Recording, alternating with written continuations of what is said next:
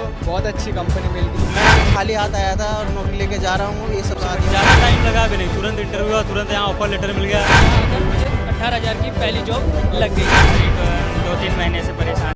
नमस्कार दोस्तों, भारत में नेताओं का जन्मदिन मनाना अब एक अलग ही पॉलिटिकल इवेंट बन चुका है। जिस राहुल गांधी को सालों तक पप्पू कहकर मजाक बनाया गया, जिस नेता को सत्ता पक्ष ने एंटी नेशनल तक बताया, क्या वही राहुल गांधी आज देश के सबसे बड़े राजनीतिक नैरेटिव को बदल रहे हैं? और क्या तालकटोरा स्टेडियम में उमड़ी भीड़ सिर्फ जन्मदिन का जश्न नहीं, बल्कि सत्ता के लिए एक राजनीतिक संदेश दे रही है? बिना किसी पीआर स्टंट के राहुल गांधी ने सरकार को एक बहुत बड़ा संदेश दिया है कि युवाओं का असली जन्मदिन का तोहफा केक नहीं, रील नहीं, बल्कि सम्मानजनक रोजगार होता है। भारत में नेताओं का जन्मदिन मनाना भी अब एक अलग ही पॉलिटिकल इवेंट बन चुका है। लेकिन दो नेताओं के जन्मदिन के तरीके में जो फर्क है, ये विजुअल्स उसकी असली कहानी बयां करते हैं।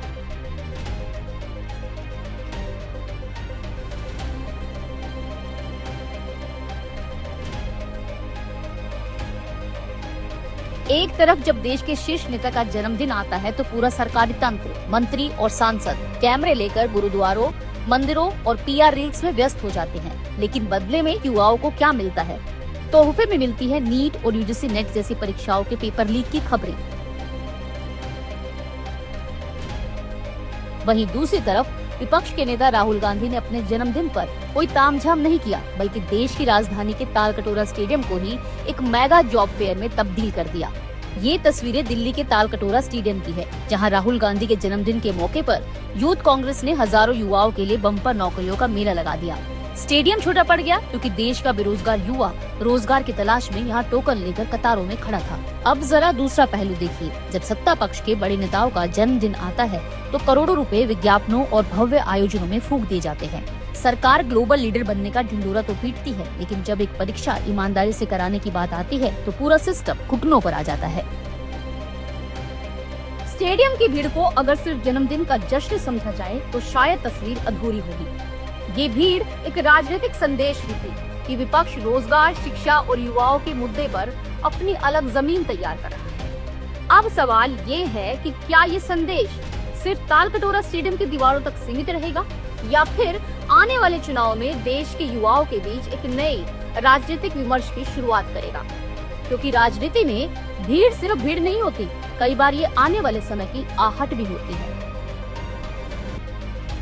और उनको भी हम थैंकफुल हैं सभी एचआर से, जो टाइम निकाल के आए और एक अपॉर्चुनिटी दे रहे हैं सभी यूथ को। दिलचस्प बात ये भी रही कि प्रधानमंत्री ने राहुल गांधी को जन्मदिन की शुभकामनाएं तो दी, लेकिन विपक्ष का कहना है कि जिस नेता को सालों तक पप्पू कहकर निशाना बनाया जाता रहा है, फिर उन्हें शुभकामनाएं देकर राजनीति क्यों? तालकटोरा स्टेडियम में हजारों युवाओं की मौजूदगी सिर्फ एक कार्यक्रम नहीं थी, ये एक राजनीतिक संदेश था।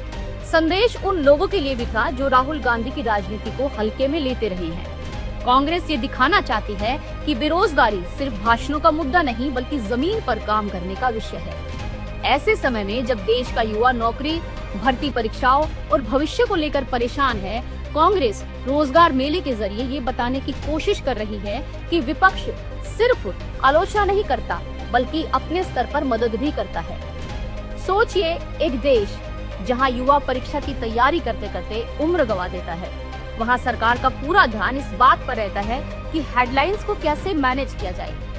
अब देश के युवाओं को तय करना है कि उन्हें पीआर के विज्ञापन वाली लीक सरकार चाहिए या फिर हकीकत में नौकरियां देने वाली काम की राजनीति। मिलते हैं अगले वीडियो में, तब तक के लिए नमस्कार।